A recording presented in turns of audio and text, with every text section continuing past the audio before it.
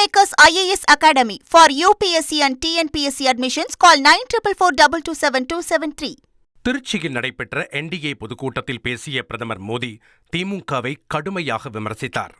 ஆறுகள் எல்லாம் இறுதியில் கடலில் சேருவதைப் போல தமிழகத்தின் ஊழல் பணம் எல்லாம் இறுதியில் ஒரே ஒரு குடும்பத்தை மட்டுமே சென்றடைவதாக திமுகவை சாடினார். திமுக என்பது ஒரு குடும்பத்தின் ஏடிஎம்மாக மாறிவிட்டதாக குற்றம் சாட்டிய அவர், அமைச்சர்கள் மாறலாம், ஆனால் அதிகாரம் ஒரு குடும்பத்திடமே உள்ளது, இதை மாற்ற மக்கள் முடிவெடுத்துவிட்டனர் என்றார். தமிழகத்தில் வேலைவாய்ப்புகள் பணத்திற்காக விற்கப்படுவதாக சாடிய பிரதமர், விஞ்ஞான ரீதியான ஊழலுக்கு பெயர் போனது திமுக என சாடினார்.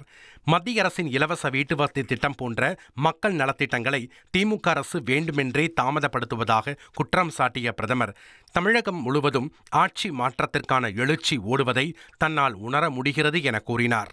தமிழகத்தைச் சேர்ந்த CP ராதாகிருஷ்ணன் நாட்டின் குடியரசு துணைத் தலைவராக உயர்ந்துள்ளது தமிழகத்திற்கு பெருமை என குறிப்பிட்ட பிரதமர், மதுரையின் மல்லிகை இனி பாரிஸ், நியூயார்க் நகரங்களில் மனம் வீச தேவையான ஏற்றுமதி வசதிகளை மத்திய அரசு செய்துள்ளதாக தெரிவித்தார்.